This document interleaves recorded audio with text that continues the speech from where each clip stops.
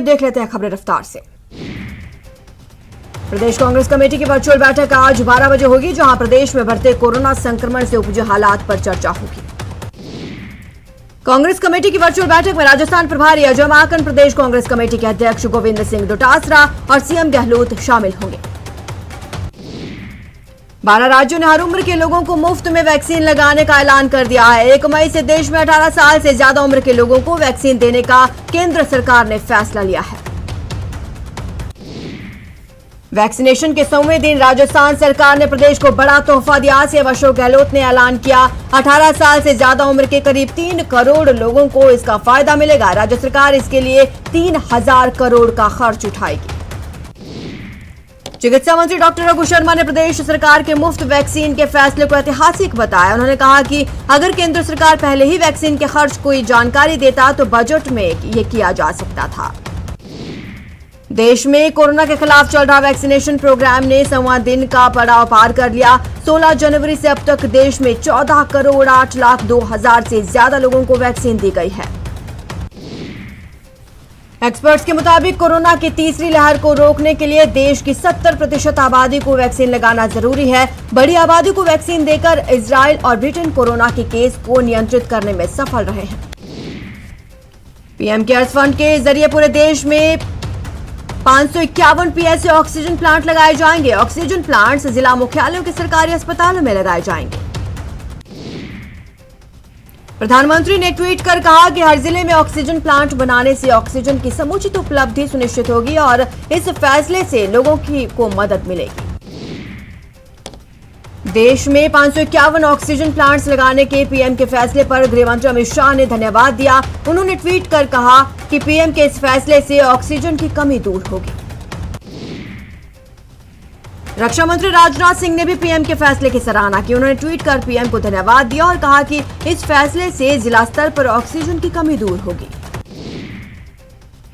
BJP के राष्ट्रीय अध्यक्ष जेपी नड्डा ने भी पीएम को इस फैसले के लिए धन्यवाद दिया। नड्डा ने कहा कि इस अहम फैसले से देश भर में ऑक्सीजन की आपूर्ति हो सकेगी।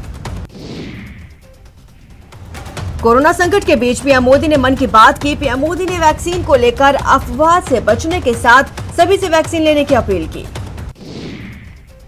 इस दौरान उन्होंने डॉक्टर्स, नर्स, फ्रंटलाइन वर्कर्स और कोविड पेशेंट के अनुभवों को देश की जनता के साथ साझा किया। पीएम ने कहा, कोरोना से लड़ने के लिए पॉजिटिव सोच बहुत जरूरी है। कांग्रेस नेता राहुल गांधी ने एक बार फिर पीएम के मन की बात पर निशाना साधा। उन्होंने ट्वीट किया कि सिस्टम फेल हो चुका है, इसलिए जन की बात होनी चाहिए। उन्होंने कांग्रेस कार्यकर्ताओं से लोगों की मदद करने की अपील भी की।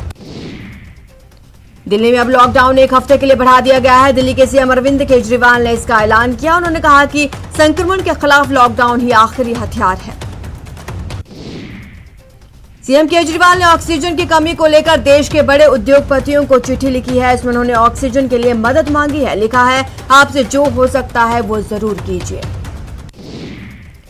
ऑक्सीजन की किल्लत के बीच लखनऊ के पास एक ऑक्सीजन टैंकर लूट की वारदात सामने आई। ऑक्सीजन टैंकर बोकारो से लाया जा रहा था। उसे एमपी के सागर पहुंचना था, लेकिन रास्ते में ही अज्ञात लोगों ने लूट की।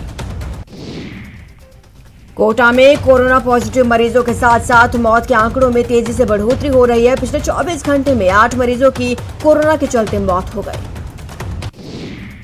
वहीं प्रदेश में ऑक्सीजन और दवाओं की कमी को मंत्री प्रताप सिंह खाचरियावास ने बीजेपी पर निशाना साधा। उन्होंने कहा कि केंद्र से राजस्थान को ऑक्सीजन और रेमडेसिविर इंजेक्शन का कोटा दिलवाने में बीजेपी फेल साबित हुई। विधानसभा चुनाव के लिए बंगाल में आज 7वें दौर का मतदान। इस दौरान 34 विधानसभा सीटों पर वोटिंग होगी, जिसमें 284 उम्मीदवारों का भविष्य तय होगा। जयपुर हेरिटेज नगर निगम की मेयर मुनेश गुर्जर जयपुर के सिंधी कैंप बस स्टैंड पहुंची और खुद ने वहां खड़ी बसों और बस स्टैंड के कई हिस्सों को सैनिटाइज किया। नागौर के तावला क्षेत्र में आगजनी में एक व्यक्ति जिंदा जल गया। ग्रामीणों ने कड़ी मशक्कत के बाद आग पर काबू पाया। आग से कई बकरियां भी जलने की आशंका। अमेरिका के सुर बदले नजर आ रहे हैं। अमेरिकी विदेश मंत्री एंटोनी ब्लिंकन ने ट्वीट कर कहा कि हम मजबूती से भारत के साथ खड़े हैं और वहां की सरकार के साथ मिलकर काम कर रहे हैं। देश में कोरोना वायरस की बेकाबू रफ्तार रोज नए रिकॉर्ड बना रही है। पिछले 24 घंटे के अंदर देश में 3,54,000 से ज्यादा लोग संक्रमित पाए गए। तो वहीं राजस्थान में कोरोना हर दिन नए रिकॉर्ड बना रहा है। राज्य में पिछले 24 घंटे में 15,809 केस आए, जबकि 74 लोगों की जान चली गई। आज प्रदेश की सभी अदालतों में अवकाश रहेगा। जज जस्टिस मोहन एम शातनागोदर के निधन के चलते हाईकोर्ट प्रशासन ने आदेश जारी किए। गहलोत सरकार ने 23 अप्रैल को जारी गाइडलाइन में आंशिक संशोधन करते हुए कुछ राहत प्रदान की है। राज्य सरकार ने सब्जियां और फलों के ठेले, cycle rickshaw, auto rickshaw, mobile van से रोजाना विक्रय करने की अनुमति प्रदान कर दी है। अब सुबह 6 बजे से शाम 5 बजे तक विक्रय की अनुमति रहेगी। गृह विभाग ने संशोधित कर यह आदेश दिए। गाइडलाइन में आंशिक संशोधन के तहत अब निजी वाहनों में पेट्रोल डीजल सुबह 7 बजे से दोपहर 12 बजे तक भरवाया जा सकेगा। राज्य के राजस्व मंत्री हरीश चौधरी ने अपना 1 महीने का वेतन प्रदेश में 18 से 45 आयु वर्ग के नागरिकों को निःशुल्क कोविड वैक्सीन लगाने के कार्य में देने की घोषणा की है। जयपुर में नया कोविड केयर सेंटर पूरी तरह से तैयार हो चुका है। बिल्वा राधा स्वामी सत्संग परिसर में नया कोविड केयर सेंटर तैयार किया गया। नए और राज्य के सबसे बड़े इस सेंटर में फिलहाल 700 बेड्स लगाए गए हैं।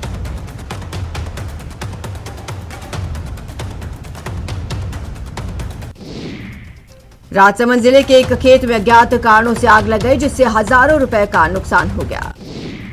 अलवर जिले के बहरोड थाना क्षेत्र में शराब ठेके पर शॉर्ट सर्किट होने की वजह से आग लग गई, जिसमें दुकान में रखी लाखों की शराब और फर्नीचर जलकर राख हो गया। चूरू के सुजानगढ़ में एक युवक ने घर में पंखे से लटककर अपनी जान दे दी, जिससे पूरे इलाके में हड़कंप मच गया।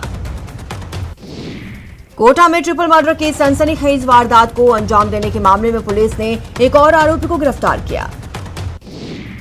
बीकानेर में एक पति ने पत्नी की हथौड़ा मारकर हत्या कर दी, जिसके बाद पुलिस ने पति को हिरासत में ले लिया है। धौलपुर के सालेपुर गांव के पास ओवरटेक करने के दौरान 2 ट्रैक्टर्स बेकाबू होकर नीचे खेतों में पलट गए। हादसे में एक युवक की मौके पर ही मौत हो गई। धौलपुर के कोतवाली थाना इलाके में 2 पक्षों में झगड़ा हो गया, जिसमें फायरिंग हो गई। फायरिंग के दौरान गोली के छर्रे लगने से 2 लोग घायल हो गए।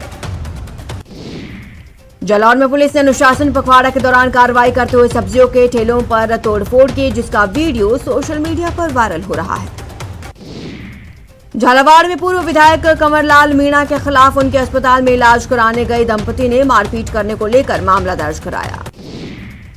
पुलिस ने मारपीट के मामले में एसपी के निर्देश पर कलेरा थाने की पुलिस ने पूर्व विधायक कंवरलाल के खिलाफ मारपीट का मामला दर्ज कर जांच शुरू कर दी है। सवाई माधोपुर जिले में कोरोना संक्रमण लगातार गहराता जा रहा है, जिसको लेकर पुलिस ने गंगापुर सिटी कस्बे में फ्लैग मार्च निकाला। कोटा में कोविड संक्रमण रोकथाम और उपचार को लेकर संयुक्त निदेशक ने समीक्षा की, जहां सरकारी और प्राइवेट अस्पतालों में भर्ती मरीजों पर स्टडी की गई। करौली में कोरोना के कहर की रफ्तार थम नहीं रही। वहीं रविवार को जिले में 175 कोरोना संक्रमित मिले। कोटा में जन अनुशासन पखवाड़े के बंद का असर बेजुबानों पर भी पड़ रहा है, जिसको लेकर किशोर सागर तालाब के किनारे डीएसपी भगवंत सिंह हिंगर ने कबूतरों के लिए दाने का प्रबंध करवाया। प्रदेश में कोरोना कहर के इस मुश्किल वक्त में संक्रमित मरीजों के लिए राहत की खबर। प्रदेश सरकार की ओर से ऑनलाइन बेड पोर्टल शुरू किया गया। इस पोर्टल के जरिए कोरोना मरीजों के इलाज कर रहे सरकारी और प्राइवेट अस्पतालों में उपलब्ध बेड की स्थिति ऑनलाइन देखी जा सकती है। इस बुलेटिन में फिलहाल इतना ही। ज्यादा जानकारी के लिए आप बने रहे हमारे साथ और देखते रहिए न्यूज़ 18 राजस्थान।